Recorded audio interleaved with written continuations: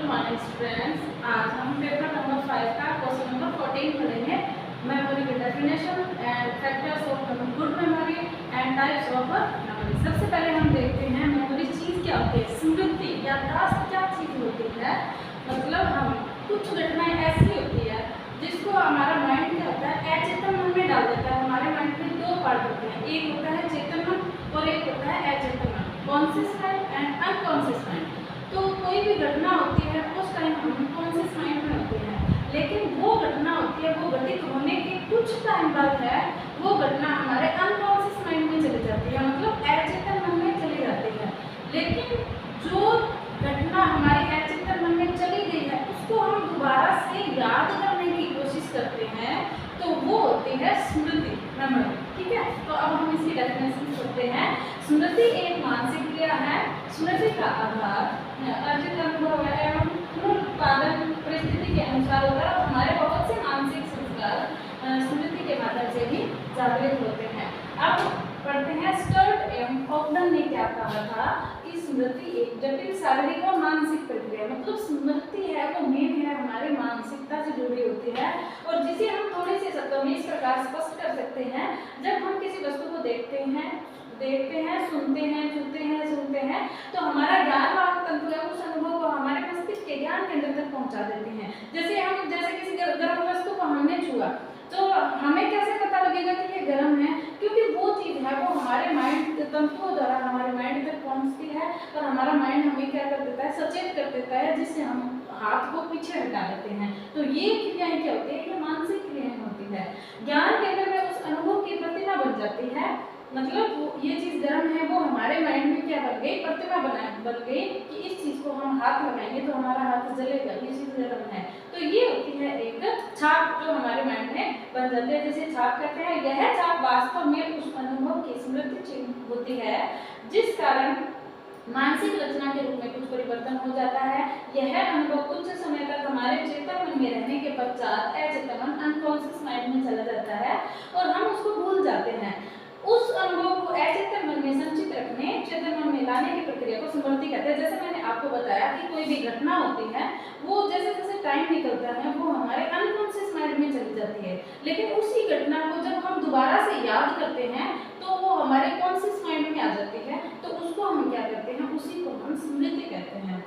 दूसरे शब्दों में पूर्व अनुभवों को अचेतन मन में संचित रखने और आवश्यकता पड़ने पर चेतन मन में लाने की शक्ति को ही स्मृति कहते हैं। मतलब जैसे ही हमें जरूरत पड़ी, जो अनकॉन्शियस माइंड में मैटर था वो कॉन्शियस माइंड में आ गया, तो वो उस चीज को हम क्या कहते हैं, स्मृति कहते हैं।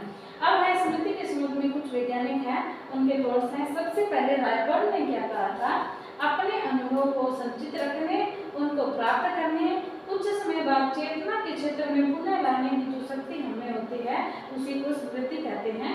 जैसे मैंने आपको पहले बताया कि कुछ अनुभव होते हैं जो हमारे क्या चले जाते हैं, अचेतन मन में चले जाते हैं और हम उनको पुनः चेतन मन में लाते हैं, तो वो क्या होती है, हमारी स्मृति होती है। उसके बाद वुडवर्थ ने क्या कहा था, जो बात पहले से सीखी जा चुकी है उसे स्मरण करना ही स्मृति है। मतलब जिस चीज को हमने सीख लिया है उसको हम क्या करते हैं, अपने माइंड में सेव करते हैं, तो वो क्या है, एक स्मृति है।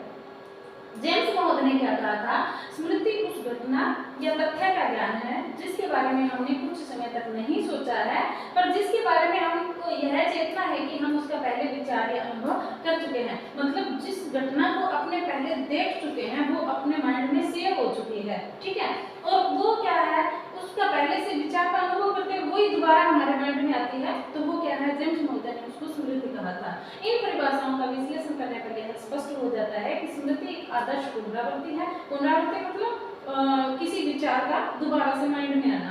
यह सीखी हुई वस्तु का सीधा उपयोग है और अतीत में घटी घटनाओं को कल्पना द्वारा पहचान की जाती है और अतीत के अनुभव को पुनः चेतना में लाया जाता है। मतलब अतीत में जो घटनाएं घट गई हैं उनको पुनः माइंड में लाना चाहती है, स्मृति होती है। अब हम पढ़ते हैं काइंड्स ऑफ मेमोरीज, कौन कौन सी होती हैं। स्मृति का मुख्य कार्य क्या है, किसी को अनुभव का स्मरण करना, मतलब पहले कोई घटना होगी उसको पुनः याद करना।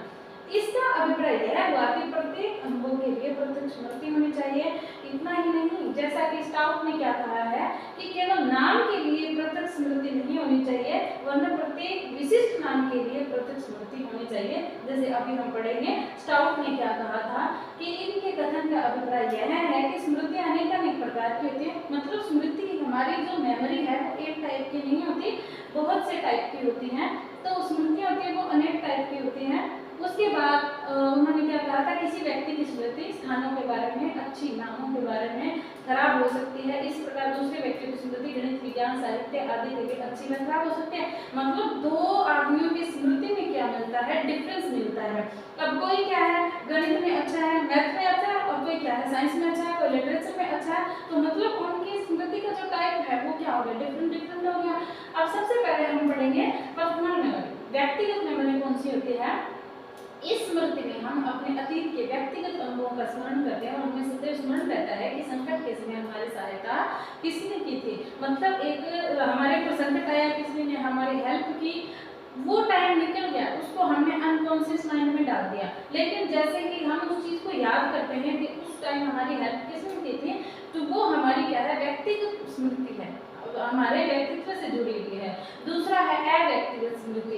इस स्मृति में हम बिना व्यक्तित्व अनुभव किए हुए बहुत सी पिछली बातों को याद करते हैं। इन अनुभवों को साधारणतः पुस्तकों से प्राप्त करते हैं। मतलब व्यक्तिगत स्मृति होती है, जो पर्सनल मेमोरी होती है वो व्यक्ति से जुड़ी होती है, लेकिन अव्यक्तिगत मेमोरी होती है व्यक्ति से नहीं जुड़ी। मतलब जिस चीज को हमने कहीं न्यूज़पेपर में पढ़ा है या हमने कहीं किसी बुक में पढ़ा है, उस चीज को हम दोबारा से रिवाइज करते हैं, वो हमारी होती है अव्यक्तिगत मेमोरी। उसके बाद हम पढ़ते हैं तात्कालिक स्मृति कौन सी होती है। इस स्मृति में हम याद की हुई बात को तत्काल सुना देते हैं और उस पर हम उसको साधारणतः कुछ समय के बाद भूल जाते हैं। यह स्मृति सब व्यक्तियों में एक जैसी नहीं होती, बालकों की अपेक्षा वयस्कों में अधिक होती है। मतलब कोई घटना है वो घटित हो गई, उसके बाद कुछ टाइम के बाद जो वयस्क होता है उसको वो घटना ज्यादा याद रहती है। तो बच्चे होते हैं वो अपने माइंड से स्किप हो जाते हैं, बच्चे भूल जाते हैं उस चीज को। तो तात्कालिक स्मृति होती है वो बच्चे की अपेक्षा वयस्क में ज्यादा होती है। उसके बाद होती है निष्क्रिय स्मृति। मतलब जिसमें हमारा जो बॉडी वो एक्टिव नहीं रहती है। इस स्मृति में हमें पिछले अनुभव का पुनः स्मरण करने पर किसी भी प्रकार का प्रयास नहीं करना पड़ता। पढ़ी हुई कहानी को सुनते समय छात्रों को उसकी घटनाएं स्वतः ही याद होती है। मतलब कोई स्टोरी बच्चे सुन रहे हैं तो उसकी जो घटनाएं हैं वो उनको अपने आप ही दिमाग में रह जाती है। तो ये क्या होती है, निष्क्रिय होती है। मतलब इस चीज की स्मृति के लिए बच्चे को कोई भी तरह का प्रयास नहीं करना पड़ता है, एफर्ट नहीं लगाना पड़ता। उसके बाद है यांत्रिक या रटन स्मृति। जैसे बच्चे क्या करते हैं, जो अपने साइंस के मैथ्स के जो फॉर्मूले होते हैं, फॉर्मूलों को क्या करते हैं, रटते हैं अपने माइंड में। तो वो क्या होती है, यांत्रिक स्मृति होती है। इस स्मृति में हम किसी भी तथ्य को, किसी पर्सन के उत्तर को बिना सोचे समझे रट के स्मरण करते हैं। मतलब जो फॉर्मूले होते हैं वो बच्चे क्या करते हैं, रट के इनको याद करते हैं। तो जैसे पहाड़ी टेबल हो गई, काउंटिंग हो गई, तो छोटे बच्चे होते हैं वो उस चीज को किसी चीज से जोड़ते थोड़ी हैं, वो उस चीज को क्या करते हैं, अपने मन में रखते हैं। तो इसे हम क्या कहते हैं, यांत्रिक स्मृति करते हैं, कहते हैं रोटेट मेमोरी। उसके बाद हम देखते हैं शारीरिक स्मृति। इस स्मृति में हम शरीर के किसी भी अंग या अंगों द्वारा किए जाने वाले कार्य को स्मरण करते हैं। जैसे उंगली से टाइप करना, हारमोनियम बजाना स्मरण रहता है। जैसे सबसे पहले हम टाइपिंग करते हैं तो हम उन चीजों को याद करते हैं कि इस उंगली के नीचे कौन सा लेटर आएगा, इस उंगली के नीचे कौन सा लेटर आएगा। अब धीरे धीरे जैसे हम उस चीज की प्रैक्टिस करते जाते हैं तो वो हम क्या करते हैं, टाइप है वो आंखें बंद करके भी टाइप कर सकते हैं। तो वो क्या होती है, हमारी शारीरिक मेमोरी होती है। मतलब हमारा जो शरीर है उस चीज को अपने आप ऑटोमेटिक माइंड में याद रखता है। उसके बाद है सच्ची या शुद्ध मेमोरी कौन सी होती है। इस स्मृति में हम याद किए हुए तथ्यों को स्वतंत्र रूप से वास्तविक पुनः स्मरण कर सकते हैं और हम जो याद करते हैं उसका हमें क्रमबद्ध ज्ञान रहता है, इसलिए इस स्मृति को सर्वोत्तम माना जाता है। मतलब सच्ची या शुद्ध स्मृति कौन सी होती है, मतलब हमने कोई तथ्य क्या करके याद कर लिए और उन्हें पुनः वास्तविक अपने दिमाग में उन जो याद किए हुए तथ्य हैं उनको वापस दिमाग में क्या कर सकते हैं, अपने रिमाइंड कर सकते हैं। तो वो कहते हैं शुद्ध मेमोरी। उसके बाद है स्थायी स्मृति, परमानेंट, जो हमारे दिमाग में हमेशा परमानेंट रहती है। इस स्मृति में हम याद की हुई बात को कभी नहीं भूलते। स्मृति बालकों की अपेक्षा वयस्कों में अधिक होती है। जैसे मैंने आपको पहले भी बताया कि स्थायी स्मृति वो होती है जो हमेशा हमारे माइंड में रहती है, हम उस चीज को कभी भी नहीं भूल पाते हैं। जैसे घर पे कोई एक्सपायर हो गया जो हमसे जुड़ा हुआ था तो उसको हम कभी भी नहीं भूल पाते, तो वो हमारे कौन सी मेमोरी में सेव होता है, वो हमारी परमानेंट मेमोरी में सेव हो जाता है। तो ये मेमोरी होती है वो बच्चों की अपेक्षा वयस्कों में ज्यादा होती है। उसके बाद हम देखते हैं इंद्रिय अनुभव। इस स्मृति में हम इंद्रियों का प्रयोग करके अतीत के अनुभवों को फिर से स्मरण कर सकते हैं। हम बंद आंखों से उन वस्तुओं को छूकर, चखकर या सुनकर बता सकते हैं जिसको हम जानते हैं। मतलब जिस चीजों का हमें पहले अनुभव हो गया है उन्हें हम आंख बंद करके भी बता सकते हैं। तो ये हमारा क्या होता है, इंद्रिय अनुभव होता है। उसके बाद है सक्रिय स्मृति, जिसमें क्या होते हैं, एक्टिव रहते हैं। इस स्मृति में हमें अपने पिछले अनुभवों का पुनः स्मरण करने के लिए प्रयास करना पड़ता है। मतलब कुछ चीजें होती है जो देखते ही याद आ जाती है और कुछ चीजें होती है जो हमें याद करनी पड़ती है। जैसे हमसे आज कोई मिला है, ठीक है, जो हमसे जानकार है, लेकिन अगर उसी बंदे को हम कुछ साल के बाद देखते हैं तो हम अपने मेमोरी में उसको याद करने की कोशिश करते हैं कि इस बंदे को पहले मैंने कहाँ देखा था। तो ये कौन सी मेमोरी होती है, ये सक्रिय स्मृति होती है। मतलब जिसमें हमें एफर्ट लगाना पड़ता है, हमें याद करने की कोशिश करनी पड़ती है, वो हमारे क्या होती है, सक्रिय स्मृति होती है। उसके बाद हम देखते हैं तार्किक स्मृति। लॉजिकल मेमोरी कौन सी होती है, इस स्मृति में हम किसी भी बात को भली भांति सोचकर या तर्क करते हैं और इस प्रकार प्राप्त किया जाने वाला ज्ञान क्या होता है, वास्तविक होता है। मतलब किसी चीज को हमने आमने सामने देखा है और उस चीज के बारे में हम तर्क कर रहे हैं, तो वो क्या हमारी तार्किक मेमोरी होती है। और ये होता है, ये वास्तविक ज्ञान होता है। ये तार्किक मेमोरी हमेशा क्या होती है, प्रैक्टिकल होती है। उसके बाद हम देखते हैं आदत स्मृति। आदत स्मृति कौन सी होती है, जो हमारी हैबिट से जुड़ी होती है। जैसे हमें हैबिट है एक कि जैसे हम स्कूल से आते हैं, अपना कोट उतार के एक हैंगर लगा हुआ है, जैसे यहाँ पे हैंगर लगा हुआ है, हम अपना कोट उसी हैंगर पे जैसे डेली टंगाते हैं। लेकिन एक दिन क्या हुआ, वो हैंगर टूट गया, यहाँ से हमने हटा दिया। अब हम उस चीज के हैबिचुअल हैं, हम स्कूल से आते ही अपना कोट वहीं पे टंगाने की कोशिश करेंगे जहाँ पे हम डेली टंगाते हैं। क्यों? और वहाँ पे वो हैंगर भी नहीं है, क्योंकि वो हम उसके हैबिचुअल हो चुके हैं। तो ये हमारी क्या होती है, आदत स्मृति होती है। मतलब वो चीज प्रेजेंट नहीं है, लेकिन फिर भी हम उसकी तरफ ऑटोमेटिकली चले जाते हैं, तो वो क्या होती है, हमारी हैबिचुअल मेमोरी होती है। उसके बाद हम देखते हैं स्मृति के अंग, फैक्टर्स कौन कौन से हैं।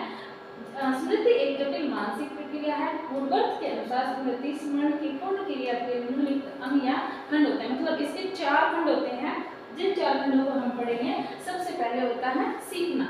स्मृति का पहला अंग है सीखना होता है। वो पहला अंग है जिस बात को याद रखना चाहते हैं और उसको हमें सबसे पहले सीखना पड़ता है। गिलफोर्ड के अनुसार किसी बात को भली भांति याद करने के लिए अच्छी तरह सीख लेना और आधी से अधिक लड़ाई जीत लेना है। मतलब किसी चीज को याद करने की बजाय हमें क्या करना है, उस चीज को सीखना है। सीखने के बाद वो चीज हमारे माइंड में ऑटोमेटिकली सेव हो जाती है और सीखने के बाद वो हमारे माइंड में परमानेंट भी हो जाती है। तो किसी चीज को याद करने के लिए सबसे पहले हमें क्या जरूरी है, उस चीज को सीखना। उसके बाद हम देखते हैं धारण। स्मृति का दूसरा अंग है धारणा। इसका अर्थ है सीखी हुई बात को मस्तिष्क में संचित रखना। मतलब जिस बात को हमने सीख लिया है उसको माइंड में सेव रखना। हम जो बात सीखते हैं वह कुछ समय के बाद हमारे अचेतन मन में चली जाती है। जैसे मैंने आपको शुरू में डेफिनेशन बताई थी कि जो चीजें हम कॉन्शियस माइंड से सीखते हैं वो कुछ टाइम निकलने के बाद हमारे अनकॉन्शियस माइंड में चली जाती है। वह निष्क्रिय दशा में रहती है और इस दशा में वह कितने समय तक संचित रह सकती है, वह व्यक्ति की धारण शक्ति या विशेष पर निर्भर करता है। मतलब होता है कि हमारी मेमोरी पावर कितनी है। हमारे साथ आज कोई घटना हो गई है तो कुछ की मेमोरी ऐसी होती है जो हमेशा के लिए उसको याद रख सकते हैं, लेकिन कुछ की मेमोरी पावर होती है, कम होती है, तो वो उस चीज को भूल जाते हैं। तो ये होती है धारणा। मतलब कैपेसिटी, एक माइंड की कैपेसिटी होती है, वो 2 जनों की डिफरेंट होती है। तो रायबर्न का मत है कि अधिकांश व्यक्तियों में धारण शक्ति में कोई परिवर्तन नहीं होता है। परिवर्तन न होने के बावजूद भी कुछ बातें ऐसी होती है जो हमें अनुभव को अधिक समय तक स्मरण करने में सहायता करती है। मतलब कुछ चीजें होती है वो ज्यादा लंबे समय तक याद रहती हैं और कुछ की माइंड पावर कम होती है तो उस चीज को भूल जाते हैं। तो धारणा की पावर होती है वो डिफरेंट होती है। तो सबसे पहले अधिक अच्छी विधि से सीखी हुई बात अधिक समय तक स्मरण रहती है। मतलब जिस चीज को हमने अच्छे तरीके से सीखा है वो हमारे माइंड में ज्यादा टाइम तक क्या रहती है, सेव रहती है। हम उस चीज को जल्दी से नहीं भूल पाते हैं।